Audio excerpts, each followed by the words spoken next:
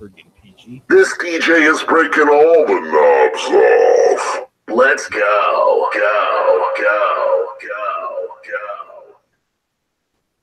And I don't even fucking know where to start with that. Good morning, people. Welcome to what the hell is today? Friday? Friday edition of the Early Watch. With me here's G Webs, who's hosting this for me, and I thank you. Hot new mix.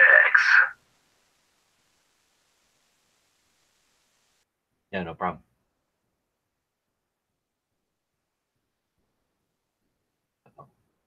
I break it.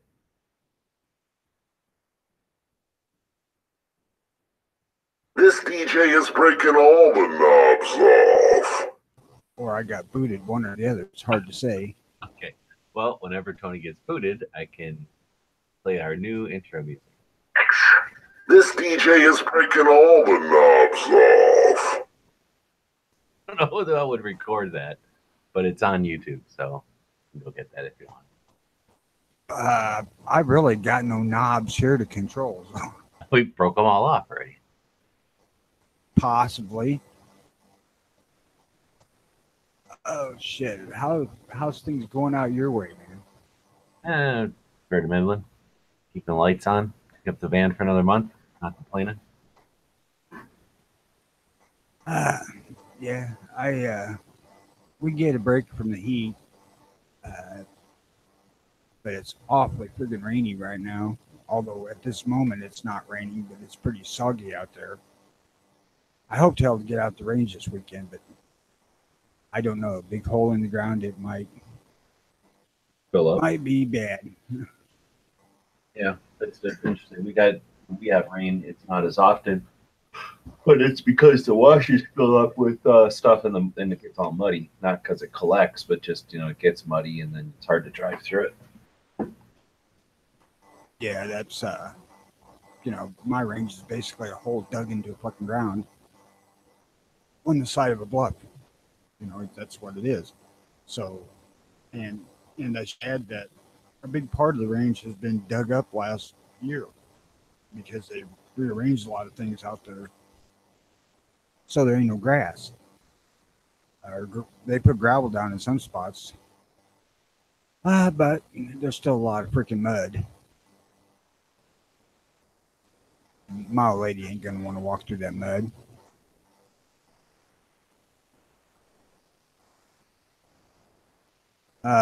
But we'll see. I could always go inside, but that's kind of, I'd rather not. I mean, I can't shoot big rifles inside, so what the hell's the point?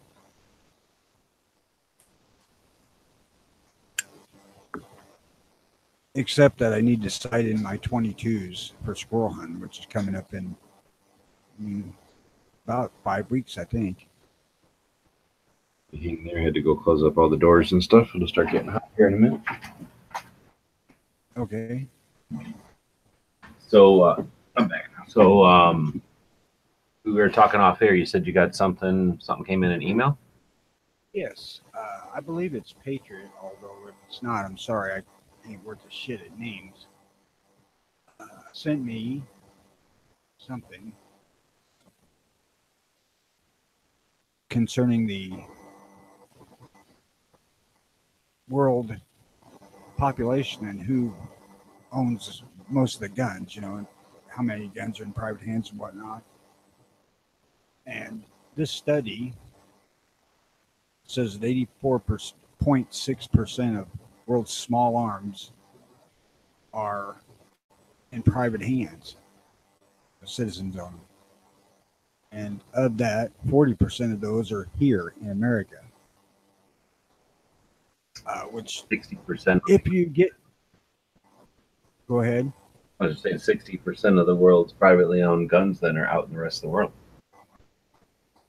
Right, but if you go through their math, it doesn't quite add up with stuff that I've seen elsewhere about how many guns are actually here. Oh, okay. They're pegging it, I think, at like 393 million which I guess that could be close enough. I mean, the last figure I seen that was updated was like 425. So, you know, what's 28 million guns or so, more or less. I can't imagine how anyone could ever claim to know how many there are. Right, and that's, you know, I'm certain that there are far more than they speculate that there are. I mean, I'll bet you there's maybe 50 or 100,000 made off the books every year, just buying kits, 80% lowers and shit. Yes. How would you ever know? Like, they don't have to keep records, and hopefully they don't keep records. And even if they did, that wouldn't even still be an indication, I guess. Could be an indication. Much, but anyway, even if you took the manufacturer's numbers since '68 and tried to extrapolate that frontwards or backwards based on some kind of research, that would still only tell you how many were made. It would be impossible to know how many of them got shipped out of the country, and then how many of them got lost or broke or turned into. How many of them got brought back into the country from people wars collecting things? Yeah, that were never made in a factory that had a number on it. Yeah.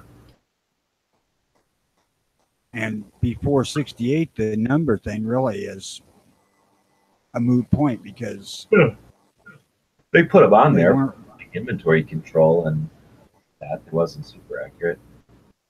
It wasn't mandatory. Yeah, right. It wasn't mandatory, and it really wasn't. I mean, I'm sure that Winchester and Remington and the big ones like that had a system where they keep track of each gun that's made. But a lot of these guys, the numbers don't even. I don't even know that they run them sequentially. To be honest with you, some of the numbers that I have seen in the past, like from Ivor Johnson, they got some weird numbers there. But there again, I don't know that I could tell you how old the Ivor Johnson, the pair of them that I grabbed this idea from, I have no idea how to know how far apart they are in age either. My uncle had a couple of them, same damn gun, vastly different serial numbers. There was several more digits on one than the other, and that's about the most I can remember because it stuck out to me at the time. I believe they were both 32. The brake top that you fold the thing open, they were both shot loose, but they were still functional. But their numbers were just there didn't seem to be a rhyme or reason for why there would be such a difference in numbers. I mean, I know they weren't making that many Ivor Johnsons for the numbers to rise up by 2 digits. You know, that would be hundreds of thousands probably. But that's a side track. I mean, when there's no like need to really care, when it's just done for their own inventory purposes, it might be that each year, like they start at, I don't know, 1,000, and they start from there on the East Coast, guns that are going to get shipped to the East Coast, and then guns that are getting shipped maybe to the West Coast start with 5,000, and then guns that are going international start with 10,000. You know, so maybe they do something like that, and then the same number. Just sitting here thinking about it, what I would think would be they started with their basic serial number, their model information, and then 1 for the first gun, 2. Yeah. And then when it got to 10, that serial number jumped a digit. So there's 1 more digit. When it got to 100, it jumped another digit. That may well be what they did. Yeah.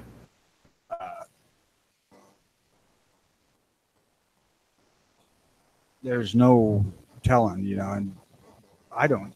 Some places you can go and you can find where they've done serial number studies, but even those are not accurate. Not completely. Well, they'll have gaps and stuff, but for the most part, those things are pretty good.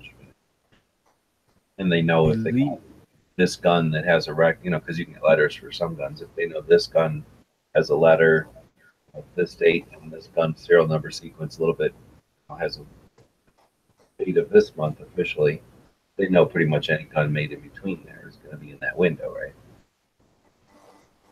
Remington, pretty good because they put a separate date code on theirs, and they did that from way the hell back.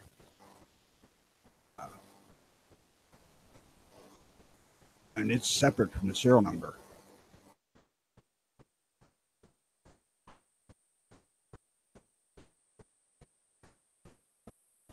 Wonder if there's knowledge of like why that happened.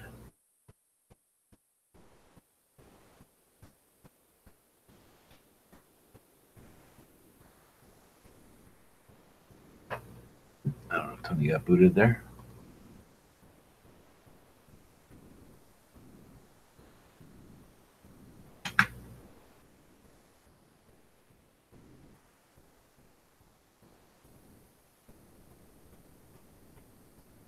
I think Tony got booted, or else I got booted. Give us some feedback out there. 2468. Only the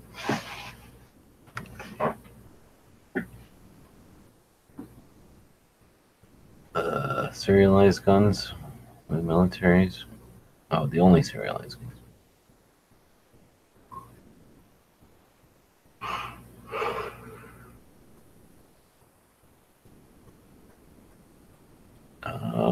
People just saying hello to each other.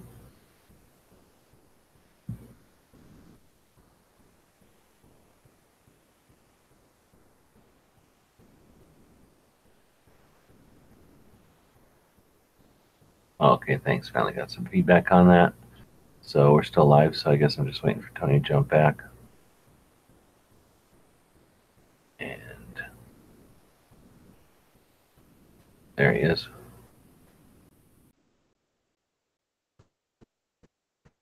Shall we try this game?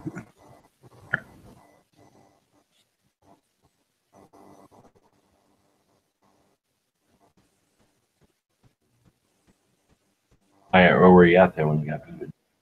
I don't know. I never know it except. I guess that's true. You don't know because you're just going. Right.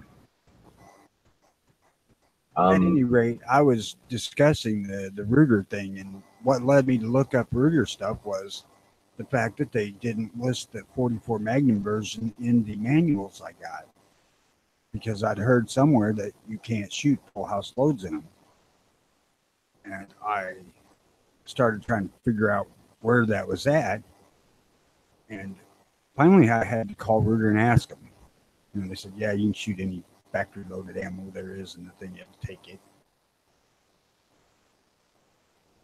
I'm like, fine, I don't want to anyway, because the gun kicks too damn much.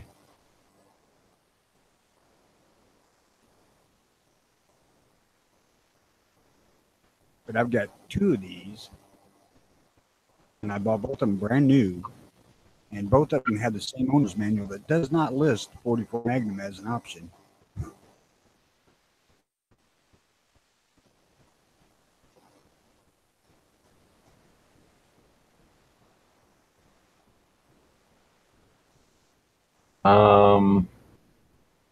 Anything else coming in from emails?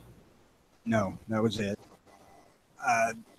What stuck out to me was that I thought that for some reason it hit me that they were way low on their numbers, but actually they're not. I think that the 393 is a reasonable estimate. Because we bounce all over the board here, 350 to 430, I think is what I've seen. But yeah, I don't think there's any way to know for sure how many's here, and I don't care. I mean, I think it would scare the straights if they knew how many there was really here. Yeah, and I think sometimes that's not a bad thing. They need to realize, like, they think they're talking half the time. I suspect they think they're arguing with people who own, like, convertibles, or arguing with people who have motorcycles or something. They think it's some little subset of the population where the numbers of items we're talking about are insignificant, even though at the same time they'll look at those numbers and gasp and go, "Oh my goodness, so many." So that's the thing. If there's numbers and they want to inflate the numbers and go, "Oh my goodness, there's so many guns," then they have to be able to challenge and say, "Yeah, if there's so many guns, then where's the real issue?" They want to go, "Oh, you don't really have that many guns. You people aren't as bad, blah blah," as you think. Like, okay, well then, don't get so concerned. The thing that they do that irks me is they indicate that those of us who have a number of guns are the ones who own the majority of all the guns. You know, I own several dozen. Well, and I don't know what that actually does. I mean, that might be a factor. Like that's probably how it is, that enthusiasts have more of a thing. Like I own golf clubs. I don't play golf. I have them because I don't know why. I'm not gonna throw them away. They don't, cause any damage, so there's no reason to throw them away. I guess I think I might use one for something one day, but if they're going to go around and take a poll and say how many people own golf clubs and then somehow decide how to make a golf course based on the fact that I own a pair of golf clubs, then that's just not yours. You know what I mean? As I'm never going to play golf. So to suggest that, the people that like the activity own the equipment for the activity, that's amazing. They went to school for that. Right, and they're trying to make it look like there's way less people that are into guns than there are because, everybody that's really into it's got 100 guns. Well, all right, then do the 400 million guns and divide that by 100.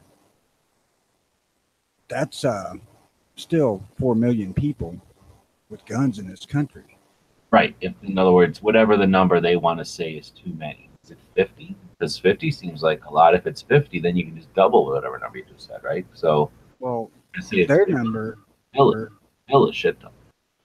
Their number that they consider super gun owner, whatever the fuck they want to tag it as, is 17. Oh, I had not heard that number, but yeah, they call it a unlicensed. Well, I guess there's been a couple of words, but where'd you hear 17? I don't remember where that is. Oh shit, that was a thing running around here about 2 years ago. I guess I'm thinking of when Obama was trying to push that stuff, and that was a while back, and that may well have been. It has been some time ago, but the line for being a gun nut, I guess, whatever the hell you want to call it, is if you own 17 or more. Oh, okay. And I'm sure there's a shit ton of people own 17 guns because 17 ain't that damn many. Oh. Yeah, that's again, it's when you look at it from a perspective of like one is too many, or you only need one to shoot a deer, then that's just not being fair to the people who are interested in the activity. Because they're it's like golf clubs or shoes or knives in a kitchen. You don't go, "Oh, you have how many knives, Grandma? Like, what are you, crazy murderer? 6 knives? Oh, you mean knives have different uses?" Oh yeah, golf clubs is a great analogy. Would you shoot around a golf with a putter? Yeah, you only need one golf club to shoot around a golf. But goddamn, I don't even know where the fuck I was going with this now. It's hell getting old, senile. I'm not going to be much help because I get all loopy because I've been up all night. But we were talking about what the hell were we getting? Well, the basic premise is the misdirection of these kind of stories. Oh, I guess like making these numbers like sound grandiose, but really not really putting any effort into figuring out what the hell the numbers really mean or what they're indicating. I mean, if their numbers are dead on accurate, then there's a lot of fucking guns around the world, as opposed to the world being disarmed everywhere except here. Well, have you ever seen the book that comes from uh, Bloomfield Press? So Alan Corwin out of Phoenix, his store, and it's he doesn't write the book, but he publishes it or distributes it or whatever it's called. And it's the gun owners of the world or something like that, or some sort of a comparison to the gun laws in the world. And it's maybe 4 or 5 years old now. And it's pretty interesting because they rank it based off a couple of criteria: what makes it a good gun-friendly place, availability and laws in the top. But we're not the highest country for a couple of the things. Actually, anything except for numbers, and we're just numbers because we have a really big country. Yeah, we got lots of people. Like total number, I mean, like per capita, we're not the biggest. Like best laws, we're not the best. Most per capita and stuff like that, we're not the biggest. So it's the countries that are either in war or have no laws or have mandatory ownership, mandatory service, and then ownership. Well, kind of the hammer home point on this article was the fact that we in America, private citizens, own more guns than all the police and all the armies in the world. Right on. Was what they was claiming. Perfect. Exactly about the Second Amendment, I think. Right, and they mention that. That's the whole point, because there's no government going to oppose the population here. But then they also throw up a point from the other side, which I can't be bothered to recall. It was basically crybaby shit about too many guns. But the thing of it is I don't know why they can't get it through their fucking skull that punishing law-abiding citizens does fucking nothing. Well, I think that they don't see it as punishment; they see it as like frivolous. They don't see it as taking anything of consequence away from anybody that matters. So they don't see it as, what I mean? If they don't respect the right, how can they give a shit if they're removing it? I don't think they see it as like, oh, what we're doing is offending the Constitution. Excuse me. They don't want it in the Constitution. So if they're actively, against the concept, then they're going to do whatever they can to step all over it. In other words, it doesn't work to say, hey, you're infringing on my rights. They're like, hey, we're trying to take your rights away. I'm going to say something out here that I want to put out to the people that listen to this now or later. The one thing that's always been a constant with me on the early watch has been how poor we as a gun group, community of people are at spreading our message. I mean, there's a few really good voices out there, but not near what there should be. And we're pathetic at sharing our message and trying to convince people or educate people as to what the fucking Second Amendment is. And I realize it's hard because you get people just throwing talking points back at you all the fucking time. And I believe that this idea is one of the reasons why I have stuck with this freaking early watch show, is because I don't have the opportunity locally to do much, because I rarely run into an anti-gunner. I've ran into people that were kind of indifferent on it, but they weren't opposed. They just didn't give a shit one way or another. But I've mentioned it on here before that I don't know anybody that's opposed to owning guns. Well, putting the effort out is valid, or it's worthy, because that's the thing. I don't know anti-gunners for the most part either, and all this content we're putting out there is out there. So if someone does want to research a little bit or open their mind a little bit or get some other side of the coin, and for whatever reason they like your style of saying stuff, then you've accomplished something that you wouldn't be able to if you just sat on the side of the road with a cardboard sign saying, hey, talk to me about guns. I hope the hell it accomplishes something. I really do, because this is my shot at it. Because, like I said, locally I don't have that opportunity. Then there's the other side of it, and I have to look at both sides of the internet when I look at it. I just do, and I don't know, the things that go out and just and look at the internet every day.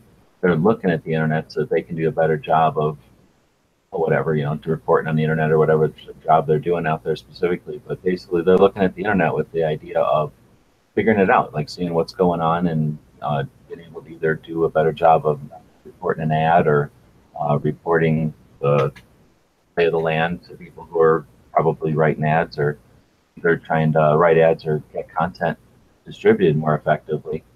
So anyway, so yeah, anything you do out there is part of is contributing to the overall. And if we did nothing, if we all sat back and went, "Oh, it's hopeless," or somebody else will do it, it's already been done, or whatever the hell the excuses, there's shit ton of them, then nothing gets added to that collective mix, and it starts to get smaller.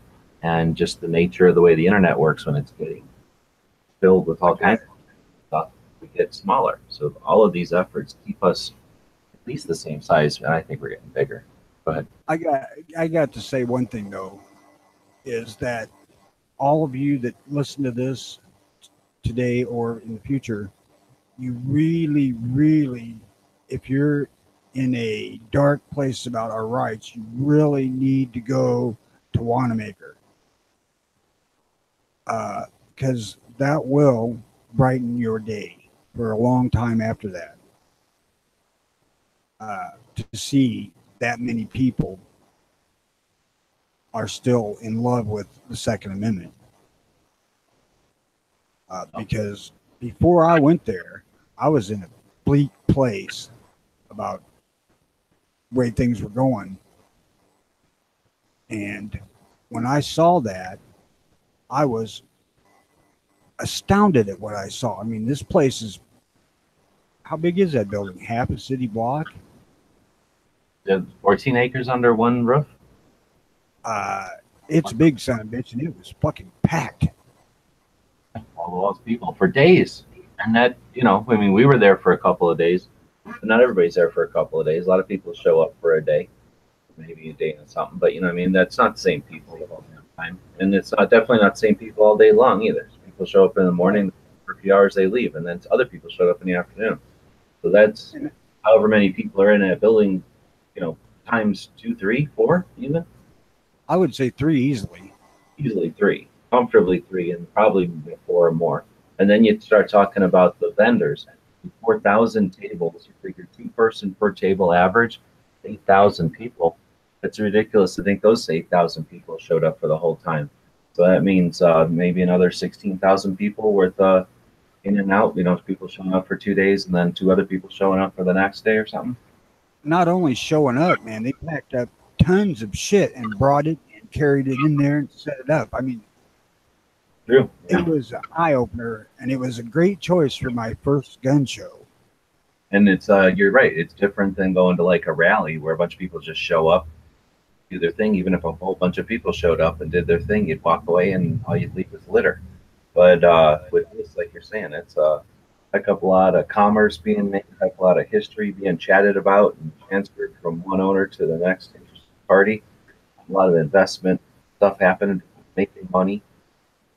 I tell you, honest to God truth, that on our way home, the wife said that we got to start saving money to go back there next April. She enjoyed herself so much. And, back to the black state of affairs with guns before I went there, we went to the J.M. Davis Museum before that, and we were the only 2 fucking people in there.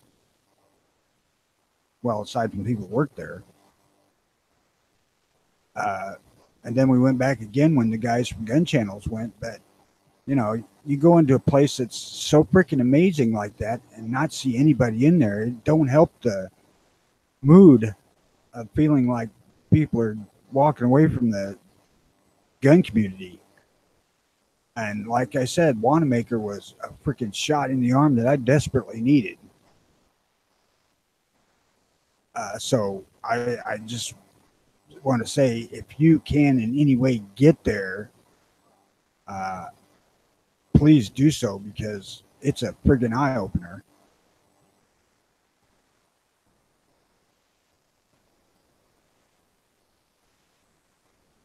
Remind me to send Wanamaker a bill.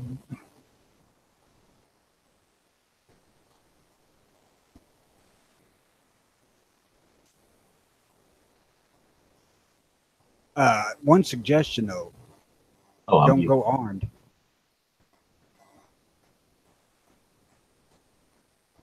A little distracted fiddling with this project, but I was going to say, in addition to that one, you're right. Going into something like that can really recharge the batteries, and just being in a room with that many people can make you understand just how many.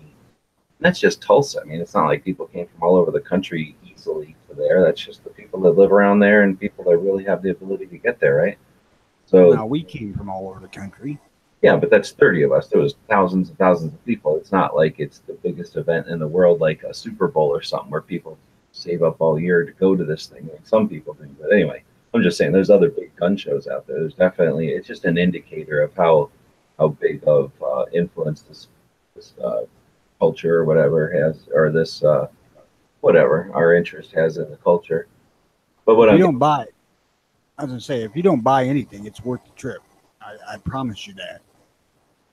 but the gun rights policy conference is the same effect, but in a kind of a more extracted way, or an extract of just the Second Amendment part of it. Same kind of thing. You go into a room like that with the people that are just, the same inclination, and it's just neat. So, When is that again? September 22nd or whatever that weekend is, 21st to the 23rd. November or December? September. September. Oh shit. If you manage to make that, I want to hook up with you at some point. Oh yeah. Take you out to my range. Ideally, I'm going to be on the road again and working on projects that I can do from the road. So yeah, that would be the goal. My range is not just a few miles from interstate that you're going to travel up to get to Chicago. Oh, right on. Hell, I'm 30 miles from it. That particular interstate. 15 if I go south. Well, no, that's not right. It's 20. It's 15 miles of interstate, but I got 5 miles to get to the little fucking connector interstate they made for connecting 55 to 74 straight up instead of going over to Bloomington. I-155, which I'm 5 miles away from.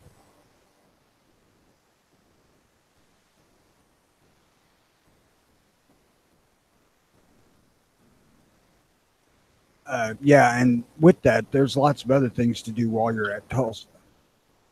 There's the wife and I did tiniest amount of research on things we wanted to do, and by tiniest amount, I mean she did none, and I did it in about 30 minutes online looking for things, and we weren't really prepared. I mean, there was 3 places we intended to go to when we got there: Will Rogers Museum, the J.M. Davis Museum, and Wanamaker. And we went to several other museums out there, and Will Rogers' birthplace, and all kinds of shit. But it's surprising the amount of interesting stuff that's in and around Tulsa, Oklahoma. If you're into aviation, there's stuff there for that. Of course, the gun show. If you're interested in the Old West, Tulsa was right in the middle of the Old West at one point.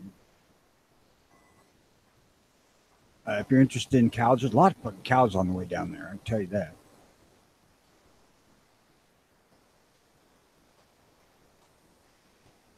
But, if you're at all possible, go to that son of a bitch. Ride Greyhound out there and back. Ugh, But that'd be a tough one. Maybe if you're young.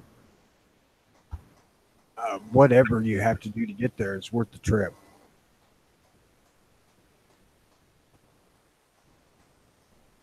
And like I said, this time when we firmly decided to go, it was probably 2 months before the event, and did not have time to save much money.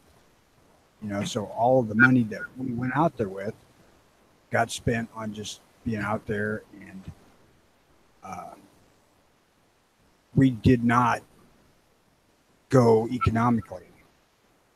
I mean, there we could have did microwave dinners in our hotel room and saved, a couple $100, shit like that, but we didn't. But this time she wants to go out there, and I don't know what the hell she's wanting to buy, but she's wanting to buy something.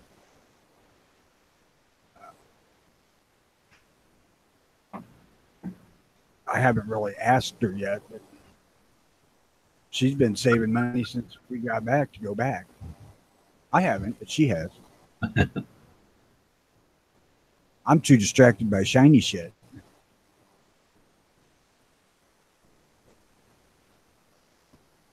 I got to start, though, because I think this time we want to rent a car instead of taking the Suburban, because the Suburban just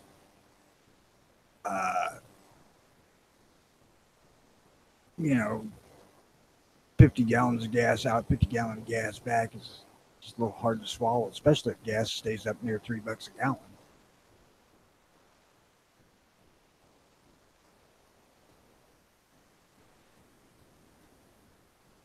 Oh, shit. Talking. 13 pages.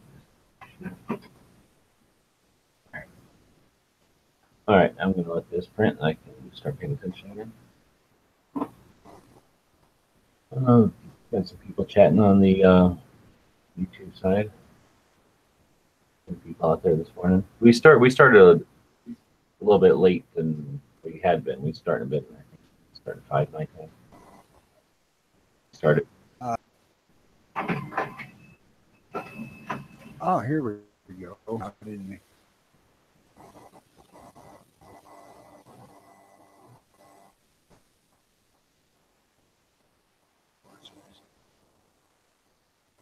Roosted said he's had some great conversations because the Early Watch Minnesota social media pages. That's all part of it, to try to connect. And that, I can just about assure you, was Jimmy's goal. The actual sharing of news, so I didn't have to go looking, and basically the state level stuff for other states is not available here. Really, it doesn't pop up or anything. Was my idea, not Jimmy's, because I thought that people locally could, point out stuff that they felt was important, and we could bring it to quote unquote national here on the Early Watch. National for what, 3 people? But anyway, hopefully we can get the word spreading that way. Yeah, that DT was saying in the chat, it's easy to get discouraged by the bombardment of shit going on anti-gun wise. And that's where I was at before I went to Tulsa. Really black place. And yeah, if you get a shot to go to Tulsa. I've been to the spring show last year. It was probably the worst weather they've ever had for a spring show down there. I mean, it snowed while we was there.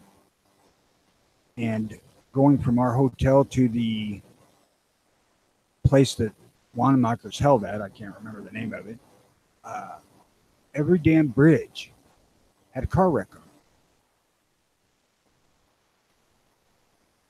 And I'm not exaggerating in the least. I mean, every fucking bridge we crossed had a car wreck on it because of the weather. But it's still well worth the trip.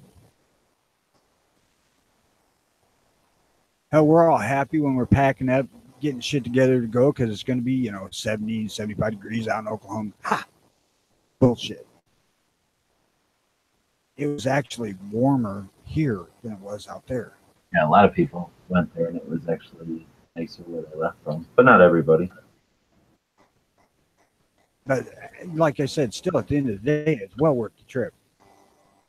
Her and I together spent, let's see, I took $800 with me, and I think she had $700 or $800. So we spent $1,500. And we come back, we probably had $100 left. So it wasn't cheap, but we can make it cheaper. I mean, we were initially talking about going out there camping. I'm fucking glad we didn't go out there with that plan.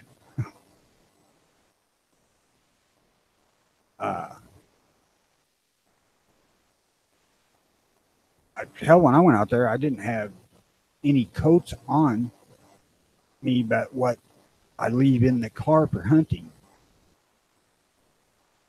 So I had a sweatshirt in there, and I had a blue jean jacket. And there might have been another sweatshirt, but I didn't go that far.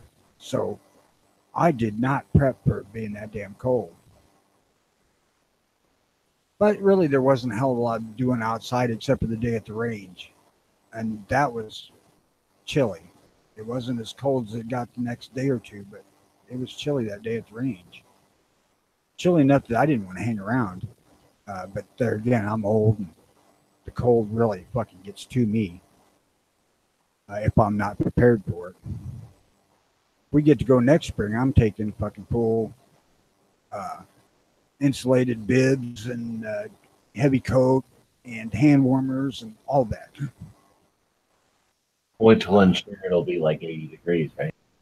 Yeah, if it is, it's fine. I can always take the shit off. And for the stupid shit that people do, I nor my wife can sleep without a fan, but do you think we packed one to take with us? No. So there's running out and spending $30 on a loud fan because it has to be loud enough to cancel out the ringing in my ears, or I can't sleep. It's stupid shit that we did. Just basically, part of it's my fault because I was not set on when I was going to leave because of my dad wanting to go to Arkansas, and I was going to take him down there. So we took off, or she took off of work 2 days earlier than we planned to leave. And then Dad decided he wasn't going to go because he was having health issues. And I said, well, fuck it. Let's just go down there now. And she's like, okay.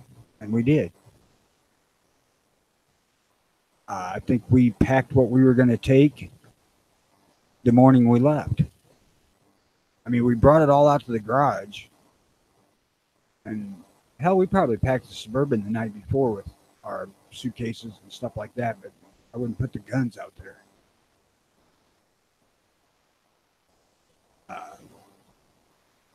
It was, we made mistakes. Let me just say that, we could have saved a considerable amount of money had we been a little bit better prepared. And I was on a mission to sample the double cheeseburger every fucking Waffle House I found. And I swear to God, as I sit here, Waffle House makes the best double cheeseburger I have ever had. Or that I've had in a long fucking time. So, if you guys live near Waffle House and ain't never tried their double cheeseburgers, try them. And if you can get them with sauteed onions, if you like onions, all the better. And then now I got to send Waffle House a bill.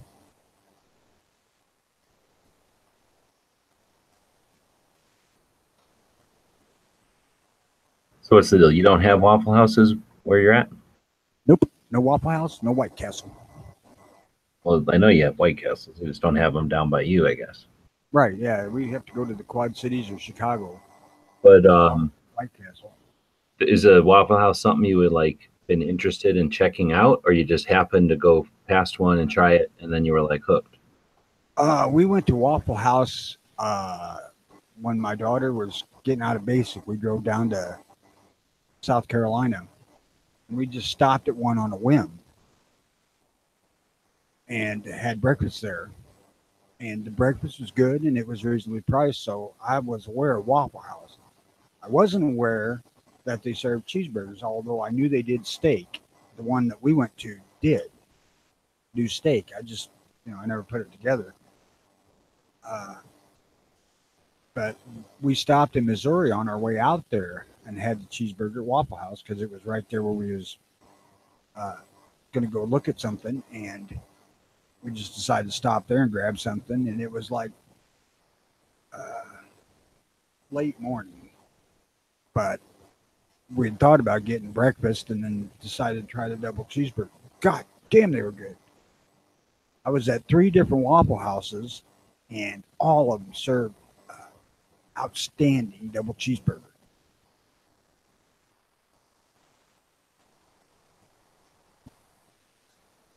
But that's expensive proposition to feed yourself that way.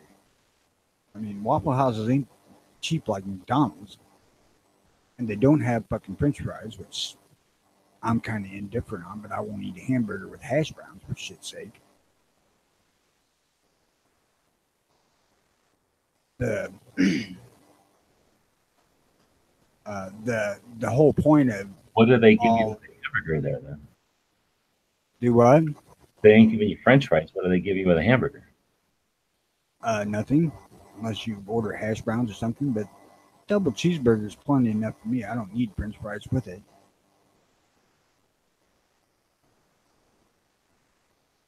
I don't know if they give you chips or not. I didn't get anything because I don't need that much. My stomach isn't that big.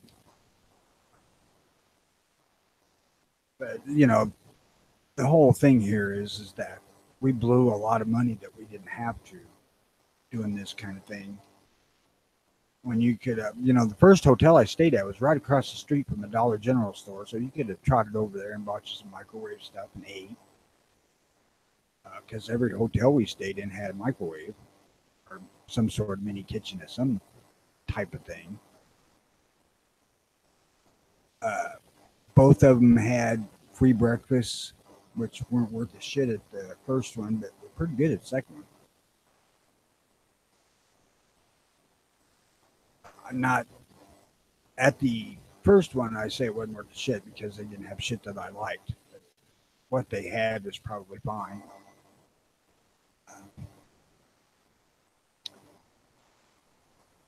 But there, we could have done better money-wise. And I'm pretty sure that next time we go, we will. I think next time I'll stay out there in Claremore, where we first stopped, because I like the convenience of that better than being downtown Tulsa. Although going to the show that day, it sucked, having to go through all that bullshit of going through downtown Tulsa. It was more convenient for us to do other stuff from Claremore. I mean, hell, it was only 15 miles to Tulsa. Yeah, it's like 20 minutes from the show or whatever, and it's like 99% highway to it. And when you're in, I do the same thing. I usually stage out of town too, because get around. Right, yeah, and there's lots of things out and about in the area, Claremore.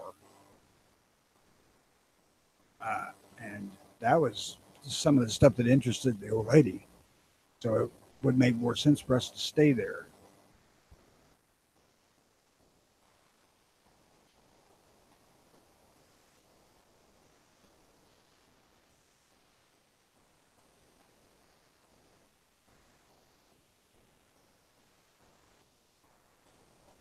Sorry, grandchild issues. I got to step out of here for a second. I'll be right back.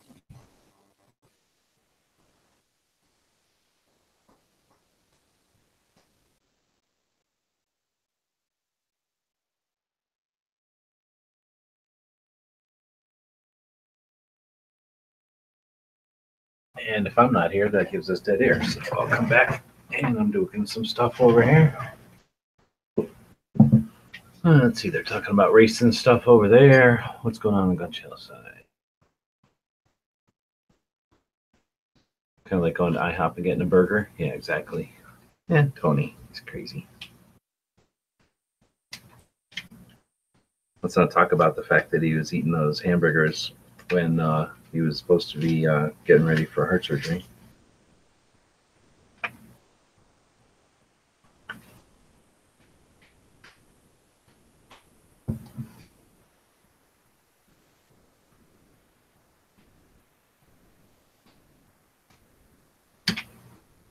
All right, so anything else happening over here? Never been to a white WH Waffle House and ordered anything besides breakfast food. Oh, yeah. Yeah, it makes no sense that they would have French fry or have hamburgers with no fries, but I guess it makes sense because they don't have deep fryers, probably. That means no onion rings either. Probably an alternative for people that are just coming in at night. Well, and another thing is they serve breakfast mostly. You know, it is Waffle House.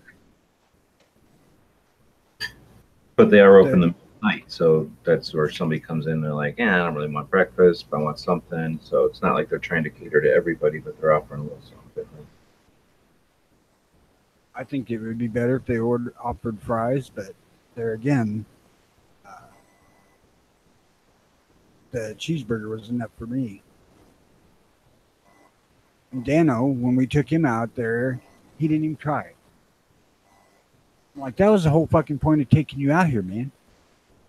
What did he get? A waffle or something? He got breakfast stuff. Yeah. I'm like, you know, I'm harping on this cheeseburger being so great. He says, you know, yeah, you go out. We went out there and he ordered freaking eggs and bacon or sausage or something. Fuck. That's Dano.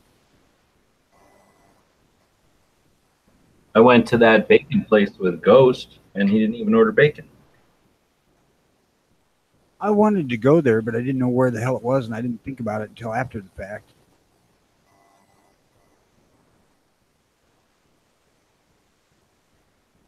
You can lead a Ghost bacon, but you can't make them eat. I reckon.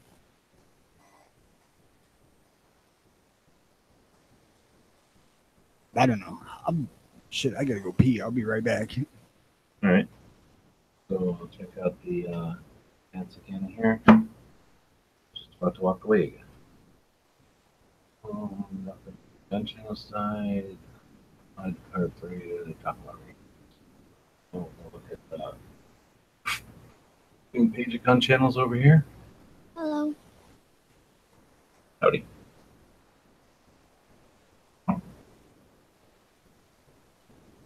And post that we just posted right now, this show. And Travis posting about some sort of PS90. Hello. Howdy. My name's Caden. Hi, I'm Pete.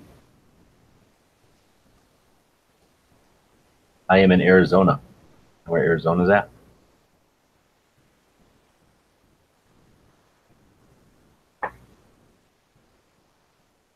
Now we got the comic thing. Oh, I'm not even screen sharing. I'll screen share. Posted some pages from the comic I've been playing around with, so I'm done with that now. If anybody wants to keep playing with it, we can, but nobody wants to play with it at this point. Done with it. Gary posted a new cover, so that's cool. And he actually incorporated one of the cartoons to his cover, so he's getting some mileage out of it. So, yeah. In. And after the comic stuff from Gary's, we got Ted signing in last night. And, we directed him over to Dead Horse's show. Clover had a chat last night. It was pretty interesting, talking about the new platforms. And we had some guy on who is a gamer, a video gamer, does a lot of video game stuff on the internet. It's interesting getting his perspective on podcasting and procedures and some of the theory. So nuts and bolts type of stuff if you're creating content. There was a good one last night. I did not see Targot's thing about this too. So it was like an F pistol. That horse had a chat last night. They started to do the history of the 5.56 and reloading, but it stuck with reloading, and then they said they were going to go off air, and then they were on air all night. But he didn't do the history, but he did stuff with reloading until he dropped out. Did get a couple of commissions from Brownells yesterday. Really do appreciate that. You cannot imagine how much $28 helps. So thank you very much for that. Knives posted his live shows. Talk about knives pretty much every day. Today is Free Patch Friday over at Gear Websites. Anybody buys stuff, you know, that same deal. A little noise on the phone here while we're live. But if you do buy something over there tonight or today with or whatever, you get if you were to buy a knives sticker over there, you get a free patch along with it, and knives gets $20. So good deal.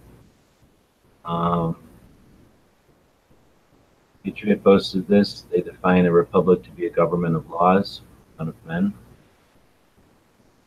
Interesting. Define a republic to be a government of laws and I don't know if Tony will come back, but hopefully he will.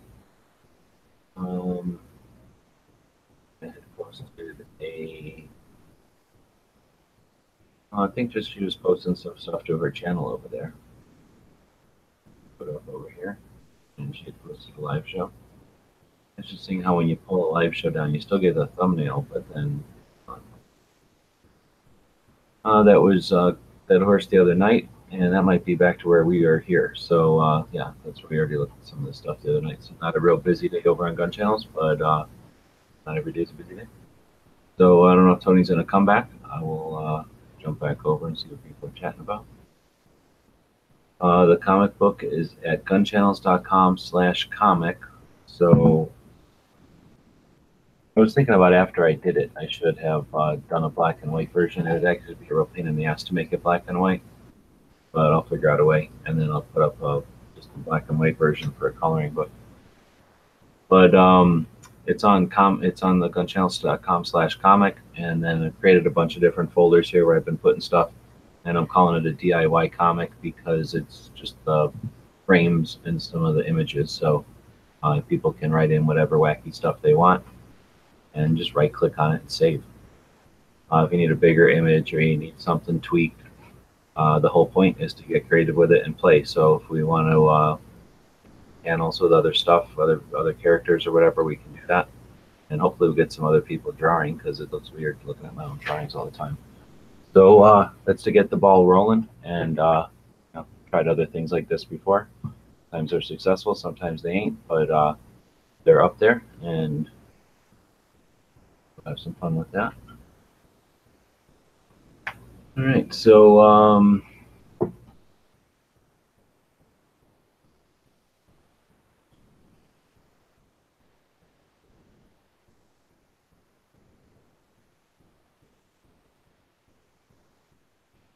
kid walked away. So I don't know if that kid was even listening. I think he just walked up and walked away.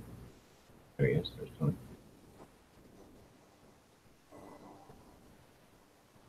Okay, here now. Yep, they're back. Excellent. We've just gone through the front page of Gun Channels, so I like to do that. So we got that accomplished. I think I was having a chat with your grandkid there. Almost. Oh, probably.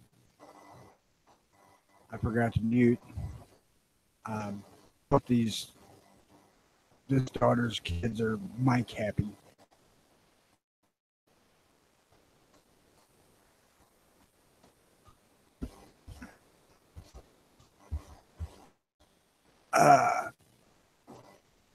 I have a kind of a statement about reloading in 4570. I was looking at the data to work up a lighter load for it using Trail Boss. which is a powder that's meant for lighter loads and handguns. And the pressures on that stuff, even on a subsonic load, are right at the limit of the gun, theoretically. So if you guys are out there messing with that stuff, be damn careful.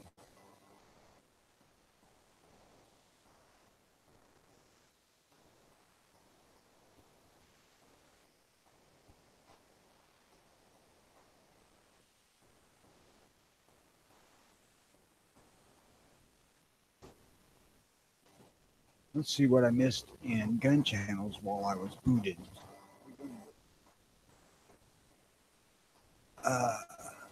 Was that the Clay's starting to understand why I have heart disease. And, I do like a good double cheeseburger. Yeah, yes, Waffle House is great double cheeseburgers. Try them out sometime.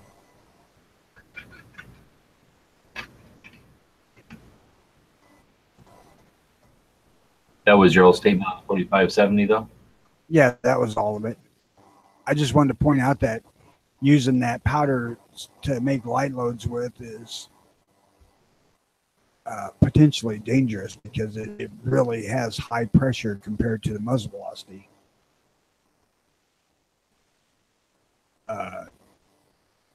Probably, I would say that you could get double the muzzle velocity out of another powder with the same chamber pressure. Suppose that's because Tiger or Trail Boss is so damn fast.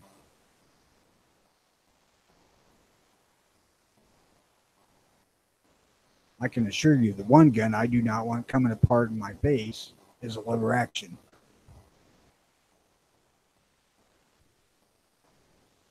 I don't know that it's possible to shoot the bolt out the back, but As I say, I don't know if I hear a lot of stories of lever actions falling apart or anything. no, because it bolt comes out and kills this person it hasn't happened to, so nobody ever tells. I'm lying. I don't know that at all. Just being a smartass. I have never heard of anybody blowing up a lever action gun, with the exception of the occasional show on TV where they use it like a crutch or something and plug the end of the barrel with dirt.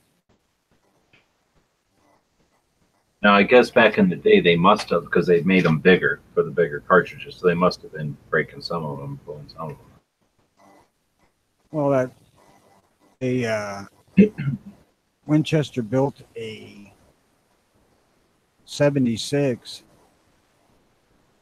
I think it was, model 1876 for the bigger cartridges, but then they updated it and made the 1886, which is considered probably the best of all of these big bore lever guns.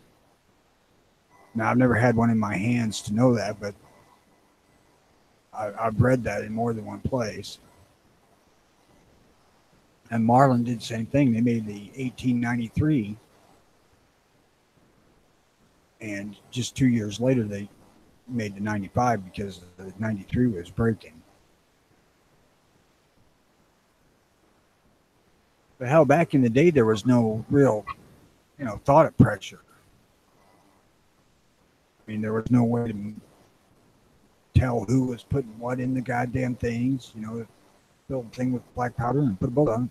We're good to go.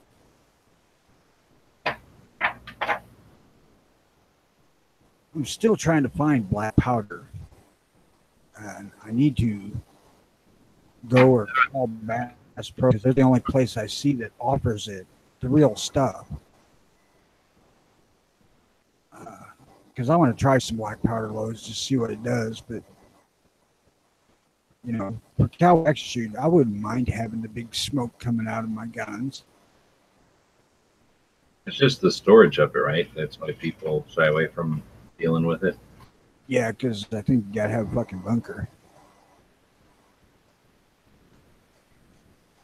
But hell, you used to be able to buy it all over the place around here. Yeah, I think it probably got like the same kind of rap as like pit bulls or something, because all of a sudden you can't find it anywhere. And I don't remember a big rash of like black powder places blowing up or anything. No, and surprisingly enough, that Bass Pro carries it. But- When places like Midway and even Dixie Gunworks don't offer it that I can find. Probably make sure they have enough of them kits that it would make sense that somebody's going to buy the kit off of them, and then the next second question out of their mouth is going to be, where do you buy the black powder for it, right? And then they're big enough to be able to deal with all those costs overhead, and they know that every other shop doesn't have black powder, so that's like sort of like guaranteeing they're going to get at least some people in the door because of it. Well, and there is a shitload of substitutes these days. Pyrodex being the first one that I'd ever heard of. 777.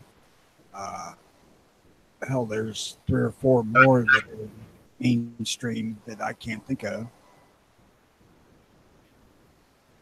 But I don't want that. I want friggin' black powder.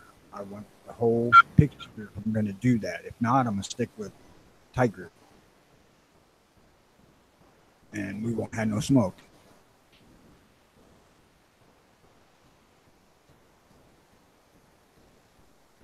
I think that's my internal glutton for punishment, because black powder is so fucking nasty to clean up. It smells so bad.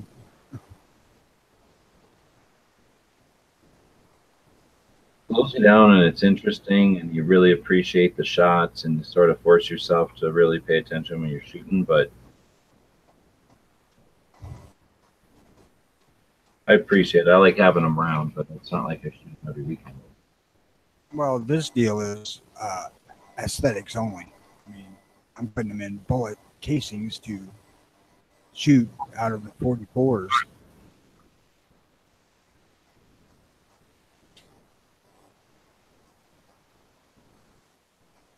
And I may only ever do that once, if at all. I mean, it may turn out to be big pain in the ass to clean them up. Don't know. You'd think that stainless steel would clean easily, but it does not.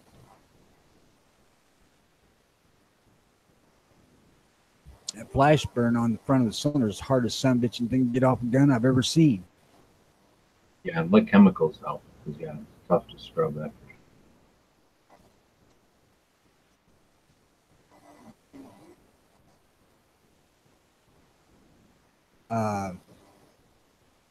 I don't use any chemicals short of Rem oil and WD-40. I don't know. I probably should try it. I don't care so much about the burn rings on them anyway. I tried cleaning them off a couple of times, but then I just like fuck it, clean the rest of the gun, and that ain't gonna hurt nothing.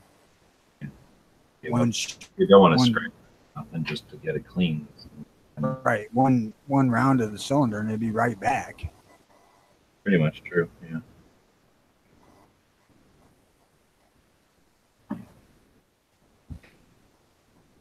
I was just kind of disappointed in that fact when I first found out that it did not come off of stainless steel any better than steel. Matter of fact, it's worse on stainless because it stands out. And it's not necessarily as smooth. Gluing can be really, really smooth.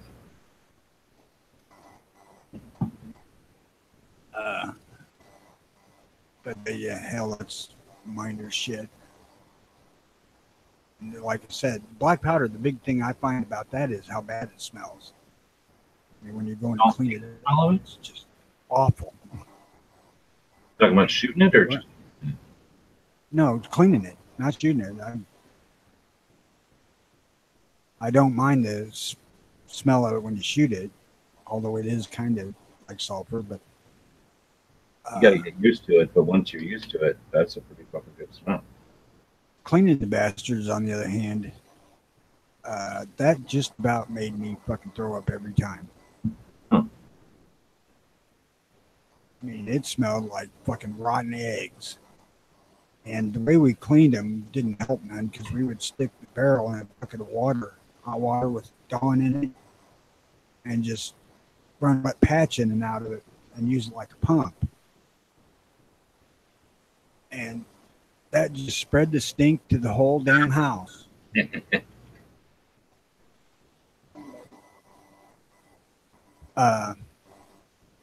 It was a smell that I won't ever forget. And you know, have you ever been in Braidwood? And where? Braidwood, Illinois. I think so. Like just 20 miles or so south of Joliet. No, I don't think so. Their water smells like that. Huh. I don't know if it does to this day, but back I had my grandma's sister lived up there, and we would go up there and stay when they took me to the hospital, because I had to go to Children's Hospital in Chicago a lot when I was little. And you could not drink their water or anything they make with their water. It was just god awful. And them people, they didn't have a damn bit of problem with it. Yeah, they're used to it. I'm like, man, you turn on that faucet, I want to throw up. And hot was even worse. I have been to some places before where you go in the hotel or whatever in the bathroom and it's like that, and you're like, whoa, what the fuck? Yeah, Braidwood was bad about that one. I've been to other places too that had kind of a sulfur smell to their water, but not like that. I've never been anywhere that's anywhere near that bad. And now this is how old school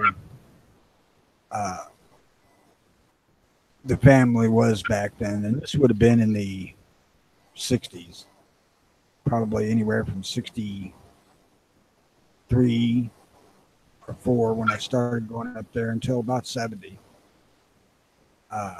They still used outhouse. And there's another scent that'll wake you up in the morning.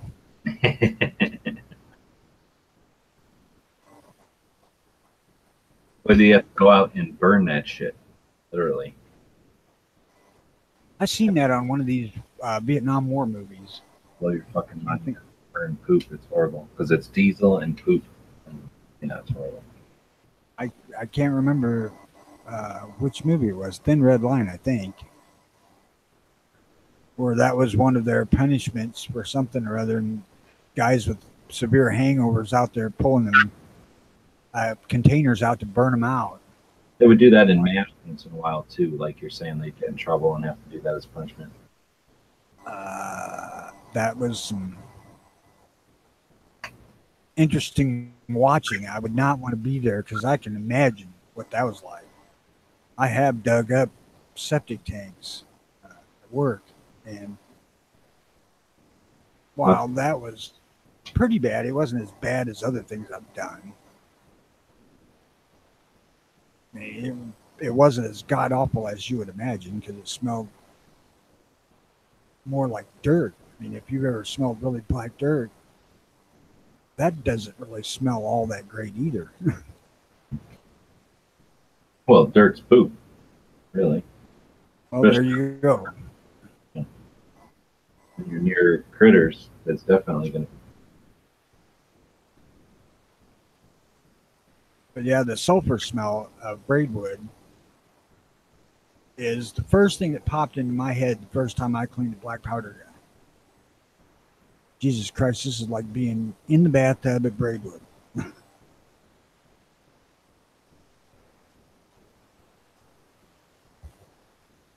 But I still want to try them. I mean, I'm sure that the stainless steel guns will clean up easier than brown guns.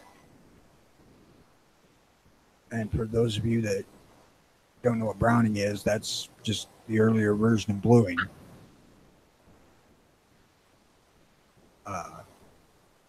It's a basic form of controlled rust. I don't know, man. I got nothing else for today.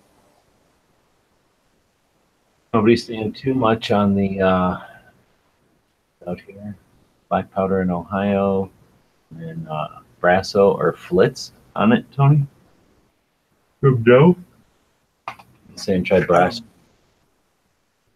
I've never tried that. Use abrasives. Yes, I would imagine an incinerator ton that would smell. I don't know. Is that something where it's like got something built in to burn the poop?